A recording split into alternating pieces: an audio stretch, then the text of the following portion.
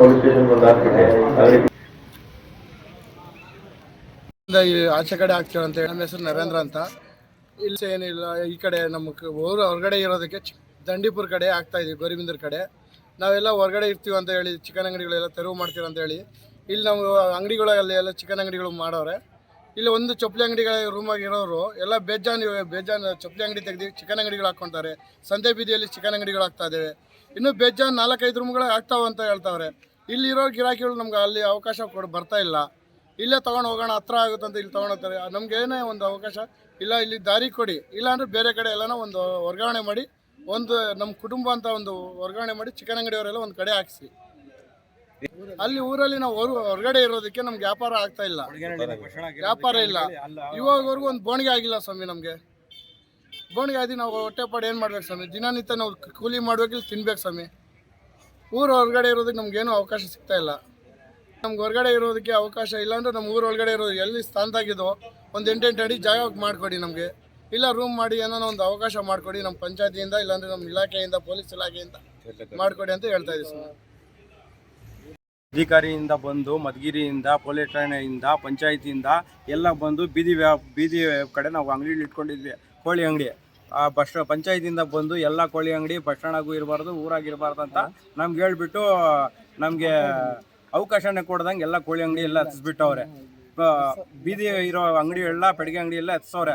Bus ಸ್ಟ್ಯಾಂಡಾಗೆ ಯಾವುದೇ ಕಾರಣಕ್ಕೂ ಯಾವ ಅಂಗಡಿನೂ ಎತ್ತಿಲ್ಲ. ಇನ್ನೂ ದರ್ಜಾಗ ವ್ಯಾಪಾರ ಮಾಡ್ತಾವ್ರೆ. ನಾವು ಬೇರೆ ಕಡೆ ವ್ಯವಸ್ಥೆ ಮಾಡ್ಕೊಂಡು ಅಂಗಡಿ ಇಟ್ಕೊಂಡಿದ್ದೀವಿ. ಊರಾಚೆ ಅಲ್ಲಿ ವ್ಯಾಪಾರ ಮಾಡ್ಕೊಳ್ಳೋಕ್ಕೆ ನಮ್ಗೆ ಆಗ್ತಾ ಇಲ್ಲ. ಬಸ್ ಸ್ಟ್ಯಾಂಡಾಗೆಲ್ಲ ವ್ಯವಹಾರ ಮಾಡ್ತಾರೆ, ನಮ್ಗೇನು ಗಿರಾಕಿ ಬರ್ತಾ ಇಲ್ಲಿಗೆಯಿಂದ ಕೋಳಿ ಅಂಗಡಿ, ಕೋಳಿ ವ್ಯವಹಾರ ನಮ್ಗೆ ಇಲ್ಲ ಅಂದರೆ ಮೊದಲು ಎಲ್ಲಿ ಎತ್ತಿಸಿದಾರೋ ಅಲ್ಲಿ ಒಂದು 8 ಅಡಿ ಜಾಗ ಕೊಡಿಸಿ ನಮ್ಗೆ ಇಟ್ಕೊಳಕ್ಕೆ, ವ್ಯಾಪಾರ ಮಾಡ್ಕೊಳಕ್ಕೆ. ಇಲ್ಲಾಂದರೆ ಏನು ಮಾಡ್ಬೇಕು ಸ್ವಾಮಿ? ಅವ್ರ ಅಂಗಡಿನೂ ಎತ್ತಿಸ್ಬಿಟ್ಟು ಒಂದು ಕಡೆ ಹಾಕ್ಸಿ ನಮಗೆ ಎಲ್ಲನೂ. ಯಾವ ಅಂಗಡಿ ಇರಬಾರ್ದು ಬಸ್ ಸ್ಟ್ಯಾಂಡಾಗೆ. ನೀವು ಹೇಳಿದ್ರಲ್ಲ ಯಾವ ಇರಬಾರ್ದು ಕೋಳಿ ಅಂಗಡಿ ಊರಾಚೆ ಇಕ್ಬೇಕು ಅಂತ. ಇವಾಗ ಅವರೆಲ್ಲ ದುಡ್ಡಿರೋರೆಲ್ಲ ಆರಾಮಾಗಿ ಮಾಡ್ಕೊಳ್ತಾರೆ. ನಾವು ಬಡವರು ಏನು ಮಾಡಬೇಕು? ನೀವು ಹೇಳಿ ಹೇಳಿ ಸ್ವಾಮಿ. ಎತ್ತಿಸ್ತೀನಿ ಅಂತ ಯಾವುದು ಎತ್ತಿಲ್ಲ ನೀವು. ನಿಮ್ಮ ಹೆಸರು? ಶಬೀರ್ ಅಹಮದ್. ಕೋಳಿ ಅಂಗಡಿ ಅವ್ರಿಗೆಲ್ಲ ಎತ್ತಿಸ್ಬಿಟ್ಟು ನಿಮಗೆ ಬೇರೆ ಕಡೆ ಒಂದು ಜಾಗ ಶಿಫ್ಟ್ ಮಾಡ್ತೀವಿ. ಯಾವುದೇ ಕಾರಣಕ್ಕೂ ಕೊಡಗೇನಲ್ಲಿ ರಸ್ತೆಯಲ್ಲಿ ರೂಮ್ಗಳಲ್ಲಿ ಯಾವುದೇ ಕೋಳಿ ಅಂಗಡಿ ಇಕ್ಕಲ್ಲ ಅಂತ ಹೇಳ್ಬಿಟ್ಟು ತರುಗೊಳಿಸ್ತೀವಿ ಅಂತ ಹೇಳ್ಬಿಟ್ಟು ನಮಗೆಲ್ಲ ತರುಗೊಳಿಸಿ ಈಗ ಹೊಸ ರೂಮ್ಗಳಲ್ಲಿ ಇವಾಗ ಅವರಿತ್ತು ಬೇರೆ ಮತ್ತೆ ಬಂದು ಒಂದು ರೂಮ್ ಬಂದು 8 ಲಕ್ಷ ಪಂಚಾಯತಿಯಿಂದ ತಗೊಳ್ತಾವ್ರೆ. ಯಾರ್ದು ಅದು ಪಂಚಾಯತಿದು? ಹೆಂಗೆ ಕೊಡ್ತಾವ್ರೆ? ಈ ಥರ ಮಾಡವ್ರೆ. ಸಬ್ ಇನ್ಸ್ಪೆಕ್ಟರ್ ಸಾಹೇಬ್ರು ಹೇಳಿದ್ರು, ಯಾವುದೋ PDO ಸಾಹೇಬ್ರು ಹೇಳಿದ್ರು, ಈ ಬಿಲ್ ಕಲೆಕ್ಟರ್ ಸಾಹೇಬ್ರು ಹೇಳಿದ್ರು. ಯಾವುದೇ ಕಾರಣಕ್ಕೂ ಪಂಚಾಯತಿ ಅಂಗಡಿಯಲ್ಲಿ ಇಕ್ಕಾಗಿ ಕಾನೂನು ಇಲ್ಲ. ನಾವು ಬಸ್ ಸ್ಟ್ಯಾಂಡಾಗೆ ನಾವು ತರುಗೊಳಿಸ್ತೀವಿ ಅಂತ ಹೇಳ್ಬಿಟ್ಟು ಇವಾಗ ರಾಜಾರೋಷ್ ಆಗಿ 2-4 ಅಂಗಡಿಗಳವೆ.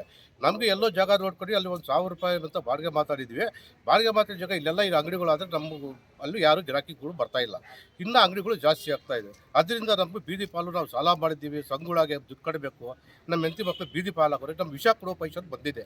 ಅದಕ್ಕೆ ಸಬ್ ಇನ್ಸ್ಪೆಕ್ಟರ್ ಪೊಲೀಸ್ ಇಲಾಖೆಯವರು, ಪಂಚಾಯತಿ ಇಲಾಖೆಯವರು, ಇನ್ನು AW ಅವರು EO ಮಧುಗಿರಿಯಿಂದ ಬಂದು ಇದು ಮಾಡಿದ್ರು. ಅವರೆಲ್ಲರೂ ಇದು ಮಾಡಿರೋಗ್ರೆ ಇನ್ನೂ ಇಷ್ಟಕ್ಕೂ ನಮ್ಗೆ ಏನು ಮಾಡಿಕೊಟ್ಟಿಲ್ಲ.